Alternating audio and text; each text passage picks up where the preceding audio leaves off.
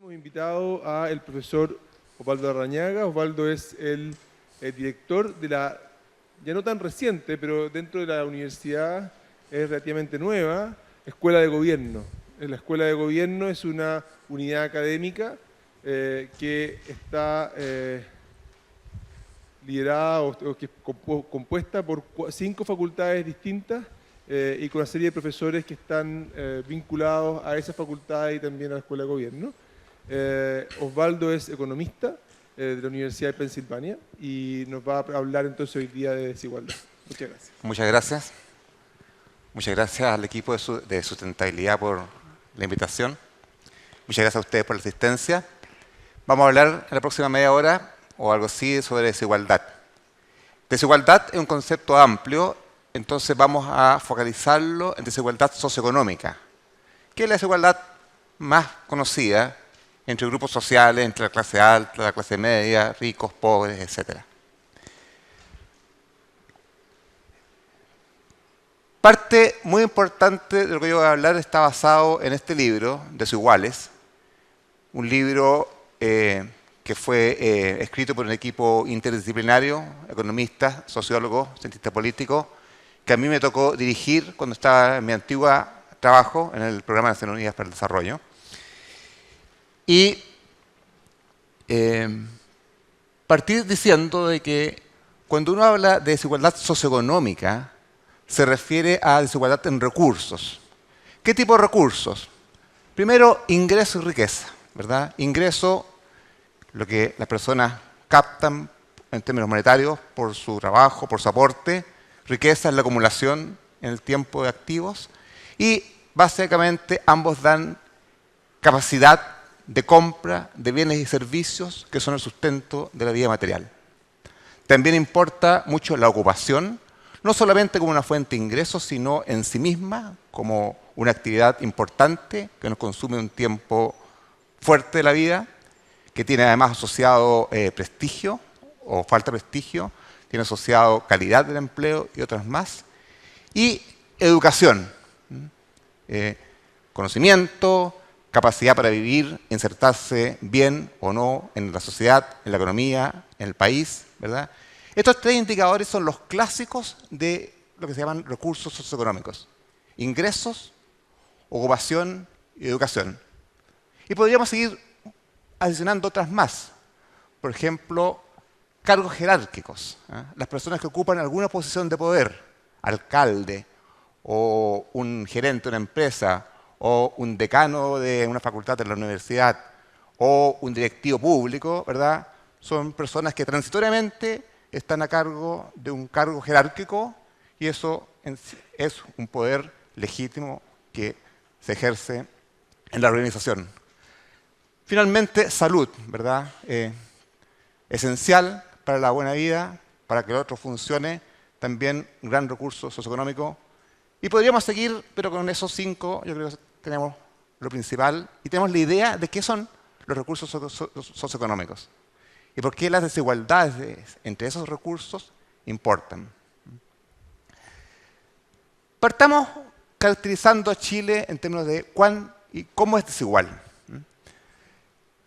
Para eso vamos a caracterizar la sociedad chilena en grupos o estratos según su nivel de ingresos. Si bien, decía yo, los recursos socioeconómicos son más que ingresos. En general, el ingreso es la variable que más se ha utilizado para medir la desigualdad.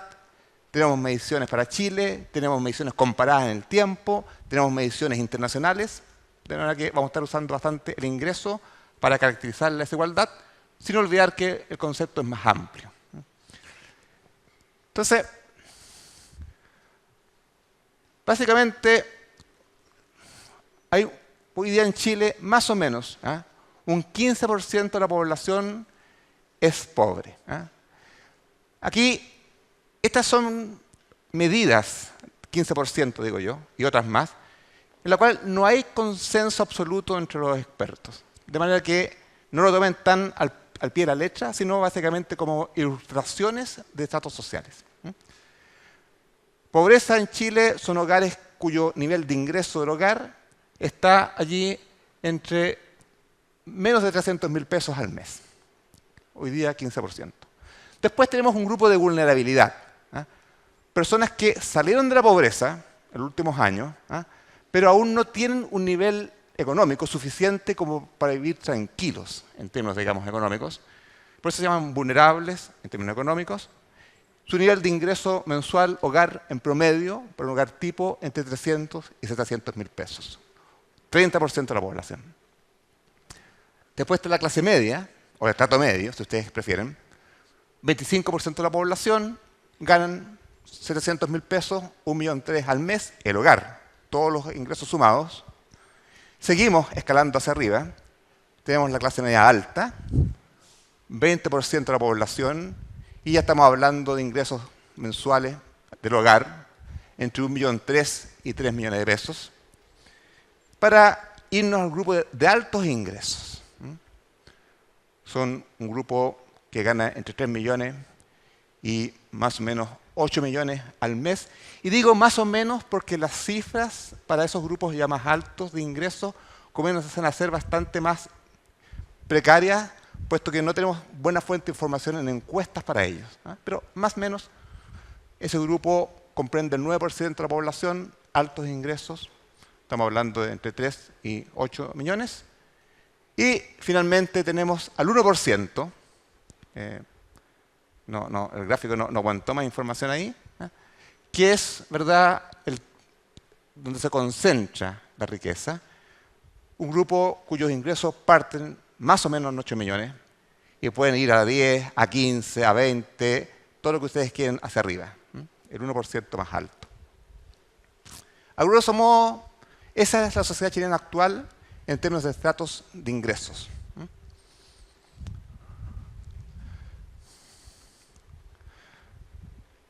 Si le ponemos rostros, ¿verdad?, a familias como típicas o representativas de los distintos grupos, tenemos algo como esa figura, ¿verdad? Grupos en pobreza, población vulnerable, clase media alta tirando para altos ingresos. Distintos estilos de vida, ¿verdad?, distintas condiciones materiales, distintas culturas y también distintos físicos. Color de la piel, físico, estatura. Y eso último nos informa que en la desigualdad se nos están colando, ¿verdad?, temas que vienen de muy largo plazo en la historia de atrás, que tiene que ver justamente con el origen de Chile, inmigrantes, mestizos, población nativa, etc. Miremos un poquito los extremos de la desigualdad de ingresos. El 1% más alto, y esta es información dura, que viene en un estudio que tuvo acceso a los datos tributarios de personas y empresas, y que pudieron vincular quién eran las personas que eran dueñas de las empresas, qué porcentaje de propiedad tenían, y por lo tanto pudieron asociar utilidades de las empresas, muchas veces retenidas, que no se distribuyen a sus dueños.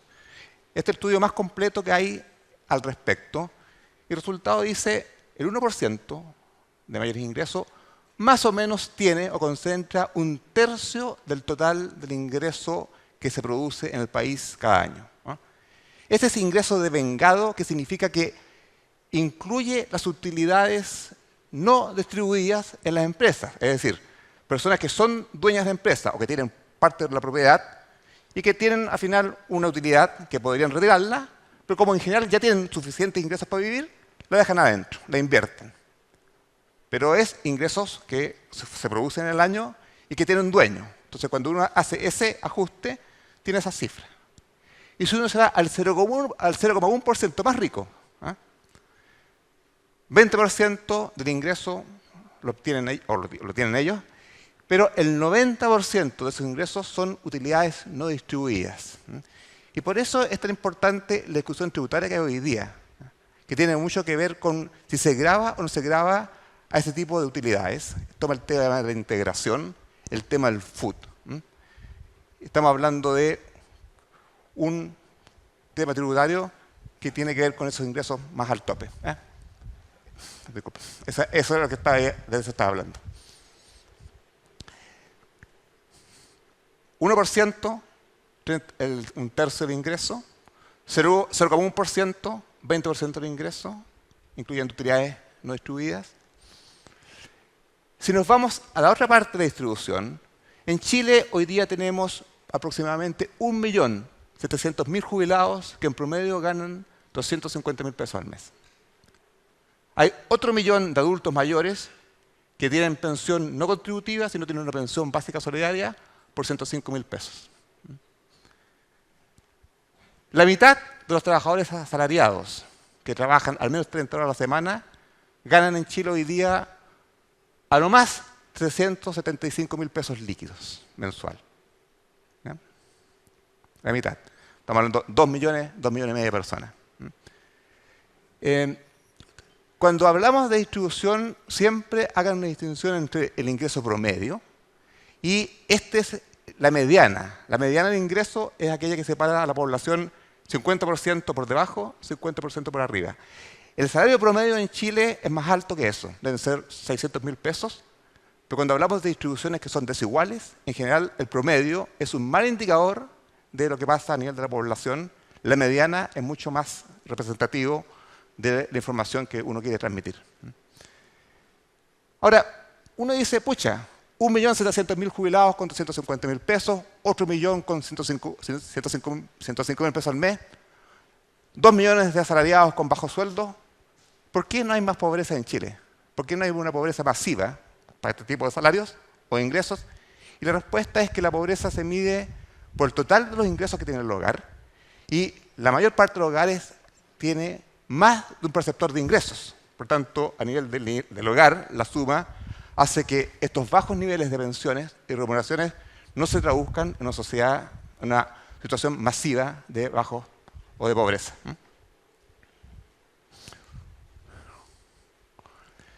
¿Qué pasa Chile comparado con el mundo? Comparado con América Latina, acá, y con los países desarrollados. Aquí estamos midiendo la desigualdad con el coeficiente de Gini, un indicador que varía entre 0 y 1. 0, nada de desigualdad, o sea, perfecta igualdad. 1, perfecta desigualdad, una persona tiene todo, el resto nada. ¿Verdad? Entre 0 y 1, América Latina está alrededor de entre 0,4 y 0,5 y el mundo desarrollado entre 0,25 y 0,30. El desarrollo trae consigo niveles más bajos de desigualdad. No le hagan mucho caso a... Uno dice, pucha, en realidad, pero Perú, tan baja desigualdad. El Salvador. Aquí dependemos de la calidad de las encuestas. De manera que yo sería bastante como poco... O sea, no haría mucho énfasis en el ranking relativo a nivel de América Latina, especialmente si la calidad de la información no es muy buena, pero en general ustedes tienen la película, digamos, de niveles muy distintos de desigualdad. Ojo, Chile, allí, Gini 0,50, Suecia, acá, un país más igualitario, un Gini de 0,25. Ahora, el Gini es un concepto súper abstracto. Todos hemos escuchado hablar del Gini, pocos sabemos qué es lo que es, cómo se construye. Pero 0,5 es el doble de 0,25. Ok. Hagámoslo más concreto. Chile versus Suecia. Miremos qué significa en términos de desigualdad concreta vivir en Chile versus en Suecia. Y para esto, hagamos lo siguiente. Tomemos un conjunto de ocupaciones o oficios y comparemos cuánto gana en promedio una persona en ese oficio respecto a una persona, un oficio de altos ingresos, un médico. Podríamos colocar un ingeniero, podríamos colocar un abogado, pero es un ejemplo, ¿verdad? Un médico. En promedio, todas cifras promedio. Entonces, ¿qué tipo de oficios? Una enfermera, un trabajador social, un profesor de primaria, un chofer de camión, un auxiliar de enfermería, un carpintero, un cocinero. Como porcentajes promedio del sueldo de un médico, esas son las cifras para Chile. Una enfermera gana en promedio un 40% un médico, un profesor de básica un 30%, igual que un trabajador social, un cocinero, un carpintero 12 o 14%. Que en realidad son las cifras que uno sabe, maneja, más o menos está acostumbrado a ellas. Suecia. Miren cómo cambia.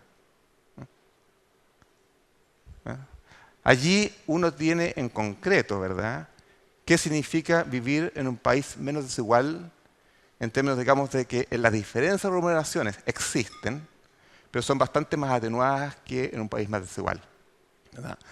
La mayoría de esos oficios o ocupaciones en Suecia ganan más o menos la mitad de un médico. Ahora, ¿a qué se debe eso?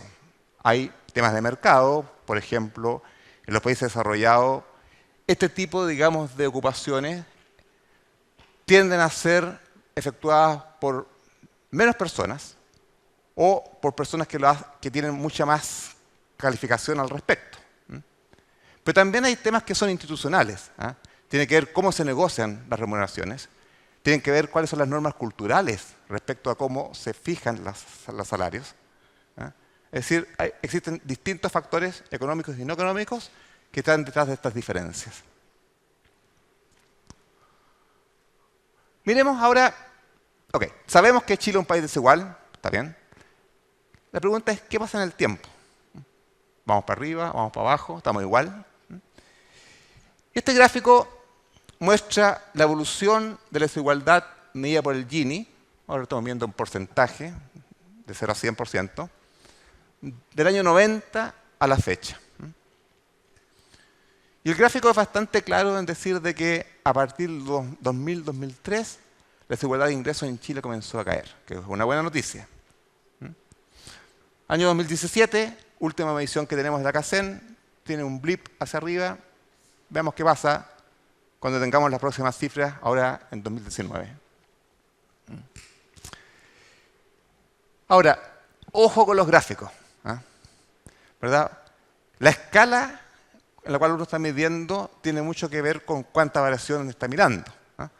Entonces, ese gráfico está ajustado un poco a la variación que tuvo esta variable en este tiempo, pero uno podría usar otra escala.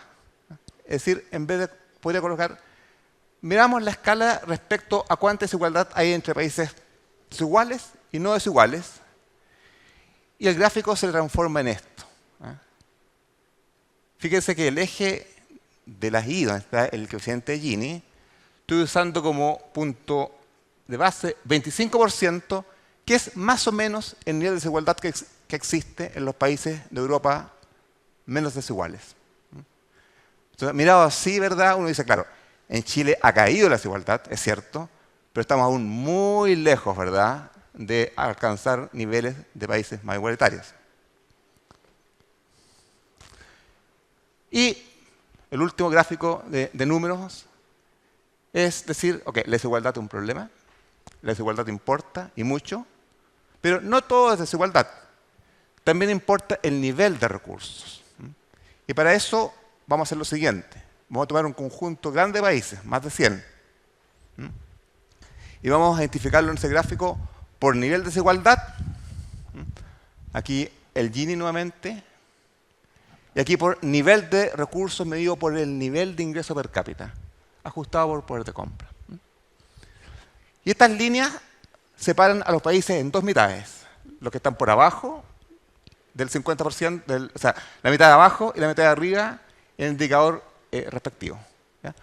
Uno quisiera estar acá, países de alto nivel de ingresos y de baja desigualdad. Y uno no quisiera estar acá, países de alta desigualdad y bajo nivel de ingresos. Ese es el gráfico real con los países. Entonces, fíjense lo siguiente. Uno puede tener países con igual nivel de desigualdad y con niveles muy distintos de recursos. Y eso importa. Este par que está acá, iluminado con rojo, este es Noruega. Un país de baja desigualdad relativa, Gini como de 32, 33%, y muy alto nivel de ingreso per cápita, $66.000 al año ajustado por poder de compra. Este país africano es Benín, desigualdad parecida a Noruega, ingreso de $990. Hay 60 veces de diferencia de recursos entre Noruega y Benín, ¿eh? A pesar de que tengan igual nivel de desigualdad. Entonces, cuando uno está mirando temas de desigualdad entre países, también miremos el nivel de ingresos, que tiene mucho que ver con cuánta pobreza hay. A mayor nivel de ingresos, en general, menor pobreza.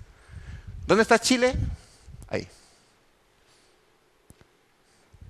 No está en el mejor cuadrante, tampoco está en el peor cuadrante. Chile tiene un alto nivel de desigualdad, pero tiene un nivel de per cápita relativamente alto para su grupo. Ahora, podríamos seguir mirando cifras de desigualdad, qué sé yo, pero uno podría decir, bueno, ok, uno podría decir, sabemos que Chile es desigual. Y la pregunta, bueno, ¿y cuál es el problema? ¿Por qué nos importa la desigualdad? O alguien podría decir, y mucha gente lo dice, ¿sabes qué más? El tema que a mí me importa es pobreza. Una vez que superemos la pobreza, que aseguremos que no haya gente viviendo bajo ciertos mínimos, la desigualdad no es tema, no es problema. Y yo aquí voy a dar como 4 o 5 razones para decir que sí, la desigualdad puede ser un problema, aun cuando no tuviésemos pobreza. La primera ¿es la desigualdad injusta? Porque pueden haber, si la desigualdad no fuese injusta, es re distinto en términos de significado que si uno dice tenemos un problema de injusticia con la desigualdad. Ahora, el tema es cómo definimos justicia. Esto es justicia distributiva, es un tema de la filosofía política, en la cual se han escrito grandes volúmenes y textos, qué sé yo, pero una definición así como simple pero poderosa, fuerte, o sea, poderosa es, dice, las desigualdades son injustas cuando son ilegítimas o arbitrarias en su origen o cuando sus consecuencias son moralmente ofensivas. Una desigualdad es ilegítima en su origen, por ejemplo, cuando es propiedad de un robo original. Ilegítimo. Una desigualdad es arbitraria cuando depende de factores en los cuales la gente no pudo controlar. Por ejemplo, cuando se dice tenemos un problema de desigualdad de oportunidades, estamos diciendo que, ¿verdad?, dependemos mucho cómo nos va en la vida del lugar en que nacimos. Y obviamente nadie eligió el lugar en que nacimos. Eso es una desigualdad arbitraria en el sentido de que no la controlamos, se nos impuso. Ahora, podríamos tener un caso de una sociedad en que no hay problemas en el origen. Ni es ilegítima, ni es arbitraria, pero igual podríamos tener problemas con la desigualdad si las consecuencias de ella son moralmente ofensivas. Por ejemplo, si la diferencia es tan alta entre grupos de alto y bajo ingresos que eso nos dice, pucha, en realidad, ¿cómo vivimos en esta sociedad donde hay personas que viven en pobreza y personas que viven en tanta riqueza? U otro factor más. Ahora, otra manera de hacerlo es preguntarle a la gente. Y en el libro Desiguales hicimos bastante estudios cualitativos y encuestas, y le preguntamos a la gente, ¿qué considera usted que son, cuáles son a su consideración desigualdades justas o injustas? Primero, la gente, o la población hoy día en Chile, tiene el tema de la meritocracia, lo acepta como un motivo de desigualdad justa. Está bien que los ingresos difieran si las personas se esforzaron distinto, si estudiaron distinto, ¿verdad? Si, en el fondo, si se deben al esfuerzo y a la educación, eso es una desigualdad que es aceptada en Chile en cuanto a sus consecuencias. No así lo otro que está allí. Las personas dicen, no puede haber personas debajo de ciertos mínimos, mínimos sociales, en ingresos y en otros bienes. No puede haber diferencias en educación y en salud que se deban a que tú tengas capacidad de pago y que yo no la tenga. O no puede haber temas de diferencia en dignidad y respeto que se deben a diferencias materiales. Esos son los valores morales o juicios distributivos que la población tiene respecto a cuando hay justicia o injusticia.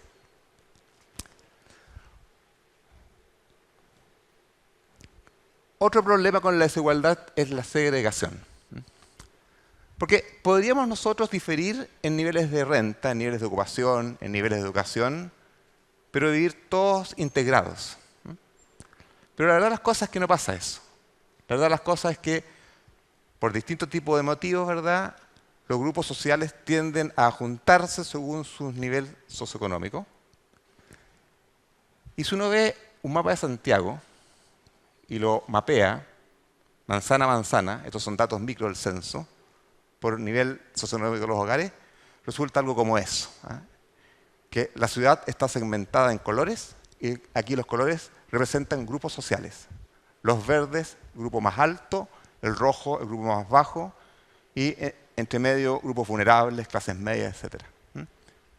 Un Santiago que está segregado socioeconómicamente, donde dos de los problemas de la segregación son, uno, la gente vive en países distintos. El grupo socioeconómico alto, en general, no se hace problema con los problemas públicos. El transporte lo privatiza, la seguridad ciudadana la privatiza, ¿verdad? Las vías de acceso, igual cosa, son las autopistas. Es decir, ¿verdad?, se van aislando de los problemas del país porque pueden satisfacer todos los temas, privados y públicos, con sus recursos. En el otro extremo, ¿verdad?, poblaciones marginales donde tienden a haber temas, digamos, de fuerte reproducción de la pobreza y de estigma social. Hay gente que dice, pucha, en realidad yo no puedo decir dónde vivo porque no me dan trabajo, porque mi población está estigmatizada. Son países muy distintos. Imagínense ustedes un joven de una población marginal, con su pinta, con su vestimenta, con su habla, circulando a las 12 del día, caminando por un barrio de muy altos ingresos.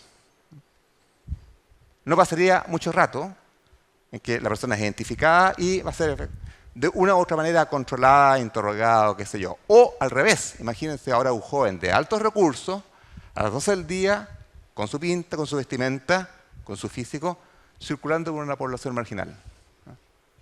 Tampoco van a pasar más de 10 minutos en que esa persona sea interpelada en algún sentido. O sea, son súper reconocibles los tipos socioeconómicos porque somos tan distintos al respecto, ¿verdad?, que vivimos en países distintos, separados. Perdón, esta información la trabajó Alejandra Race, que es profe de la Escuela de Trabajo Social, aquí. Hay que reconocerle la pega de microdatos. El tema de dignidad y respeto. Podemos diferir en cuánto tenemos, en ocupación, en ingresos. Pero lo que no es, ¿verdad?, tolerable es que las personas, porque tienen más recursos, se sientan superiores a otras y lo hagan sentir. O lo opuesto, que las personas que tienen pocos recursos se sienten inferiores y menoscabadas por su condición social.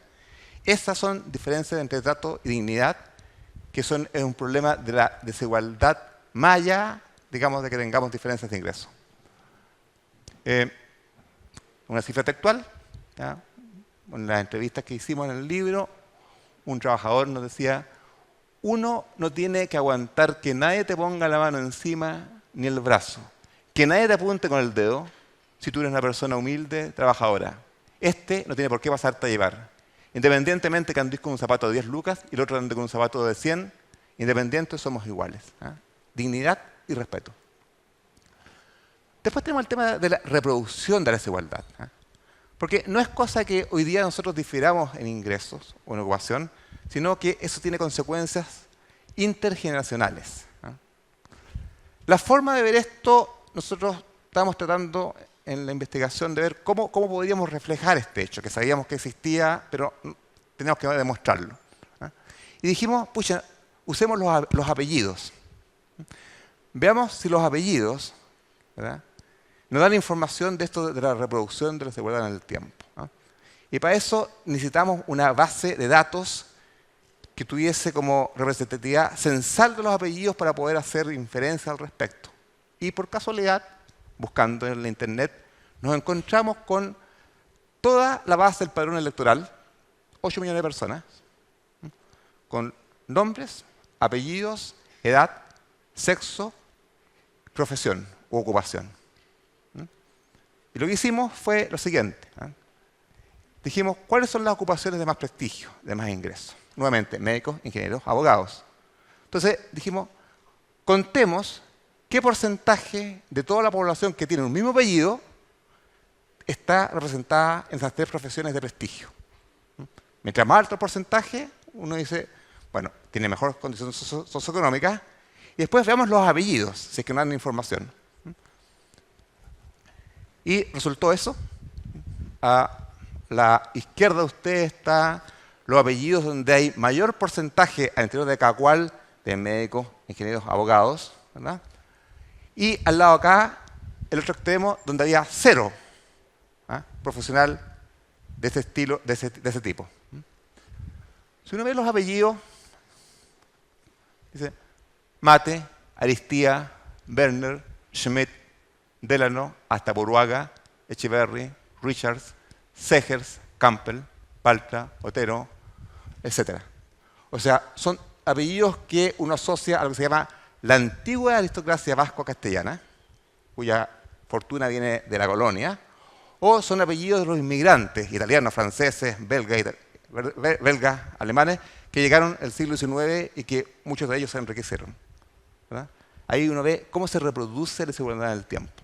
Y acá, en el extremo donde hay 0 profesional de alto ingreso, Ayapan, Sheukuman, Calfín, Coilla, Marimán, Taiba, Murga, Tanamil, Coliboro, o sea, lleno de apellidos mapuches. Ahora, ojo, esto es para las cohortes nacidas entre 1940 y 1970. Son personas que egresaron de lo que son media, se crecieron entre el 60 y el 90. Hoy día eso puede haber cambiado. Pero eso es reproducción de la desigualdad en el tiempo. Finalmente, tenemos también un problema con la desigualdad cuando el dinero se convierte en poder. ¿En qué sentido se convierte en poder? Sokimich, el caso Penta, el caso Cortesca, Odebrecht, que son los casos más renombrados de los últimos años, donde el dinero, ¿verdad?, se ha usado para comprar influencia política, se ha comprado, ¿verdad?, para comprar votos, se ha comprado, ¿verdad?, para influir sobre las decisiones públicas.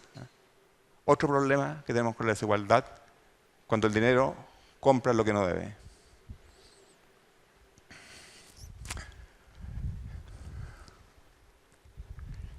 Ahora, última parte, políticas públicas para reducir la desigualdad. Es decir, ¿qué podemos hacer al respecto en términos de políticas públicas para lidiar, reducir, aminorar, compensar el problema de la desigualdad? A ver, esto es una lista larga, podríamos estar harto rato en esto, simplemente yo les voy a como nombrar las más conocidas. Primero, tenemos las políticas de igualdad de oportunidades. Esto de que tratemos de que las condiciones de vida de las personas no se vean influenciadas, determinadas por el lugar de nacimiento. Emparejemos la cancha, nivelemos el piso. Educación, políticas de salud infantil, políticas de desarrollo infantil temprano, temas de familia, etc. Ahora,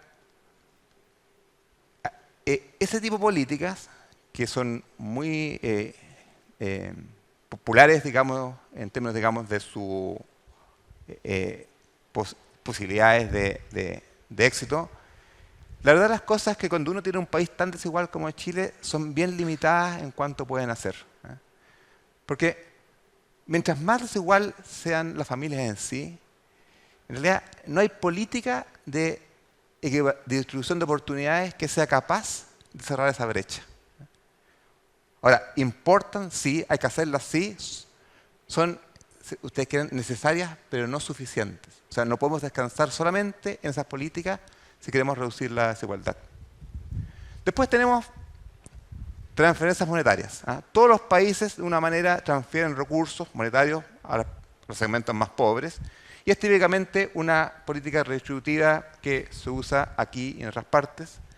También transferencias no solamente en dinero, sino en bienes y servicios como vivienda, educación, salud, cuando se entrega subsidiada o en forma gratuita, forma importante de redistribución. En Chile, el gasto social básicamente es del segundo tipo. Educación, salud y vivienda, gratis o subsidiada. Hacemos muy poquito transferencias monetarias. Seguridad social. El tema de las jubilaciones y de las pensiones, en los montos que conversábamos, ¿verdad?, tiene que ver cómo opera el sistema de seguridad social, cuánto transfiere, etc. Y llegamos al tema de impuestos. Los impuestos aquí importan por dos razones. Primero, porque permiten financiar las políticas de redistribución, las transferencias y las otras. Y segundo, porque los impuestos es la única política pública, o la principal, que se puede usar para reducir o limitar la concentración en la parte de arriba de la distribución. Las otras políticas generalmente actúan en la parte baja de la distribución. Tratan de subir el piso de las personas que están más abajo, pero también nos interesa, digamos, limitar la concentración, y ahí el impuesto a la renta es la herramienta arquetípica que los países han usado al respecto. Podemos salirnos a otro tipo de políticas. Políticas que limiten lo que compra el dinero. Por ejemplo, queremos hacer que el dinero no compre poder, no compre influencia. Al respecto, hay un libro de Michael Sandel, que a lo mejor ustedes lo ubican, que se llama Lo que el dinero no debe comprar, lo que el dinero no puede comprar, que es un texto muy recomendado respecto, digamos, a qué tipo de cosas no deben ser compradas por el dinero, partiendo por la influencia y muchas más. Espacios de integración social. La discusión que hay hoy día respecto a si se deben integrar o no integrar, ¿verdad?, por las viviendas de distintos niveles socioeconómicos en barrios acomodados. Todo el tema de la institucionalidad laboral. ¿Cómo se fijan las remuneraciones al interior de las empresas? ¿Qué tipo de poder de una negociación tienen empleadores y empleados?